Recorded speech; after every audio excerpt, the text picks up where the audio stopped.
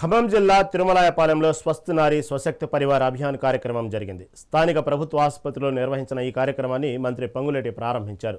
CM Revanth Reddy ఆధ్వర్యంలో మహిళలు, పిల్లల ఆరోగ్యం కోసం ప్రభుత్వం ఈ కార్యక్రమం చేస్తుందని ఆయన తెలిపారు. గర్భిణీ స్త్రీలు, మహిళల వైద్యానికి, విద్యకి తమ ప్రభుత్వం పెద్దపీట వేస్తుందని అన్నారు. పేదలందరికీ ఉచిత వైద్యం అందించడమే లక్ష్యంగా ప్రభుత్వం పనిచేస్తోందని స్పష్టం చేశారు.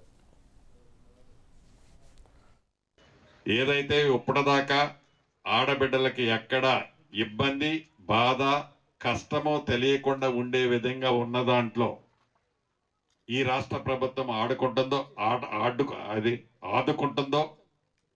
అదే పద్ధతిలో భవిష్యత్తులో కూడా ఏదైతే ఈనాడున్న ఆడబిడ్డలు, గర్భిణీ తోబుట్టువులు ఎవరైతే ఉన్నారో, ఇందాక గౌరవ కలెక్టర్ గారు, సిపి గారు చెప్పినట్టు ఈ రాష్ట్ర ప్రభుత్వం మారుమూల ప్రాంతాల్లో కూడా వైద్యానికి, విద్యకి పెద్దపీట వేసి ఈ వైద్యము మొక్కుబడిగా ఏదో చేశాము అనకుండా ఆనాటి 10 సంవత్సరాలు ఏదైతే 2 రంగాలను విస్మరించిందో ఈ ప్రభుత్వం వచ్చిన తర్వాత 2 రంగాలకి నిధులు పుష్కలంగా ఇస్తూ ఆ ఇచ్చిన నిధులు సామాన్య ప్రజలకి సద్వినియోగం అయ్యే విధంగా, సామాన్య ప్రజలకు ఉపయోగపడే విధంగా, పేదవాళ్ళకి ముఖ్యంగా చేరువుగా ఉండే విధంగా ఈ కార్యక్రమాన్ని రాష్ట్ర ప్రభుత్వం ఆల్రెడీ చేపట్టింది.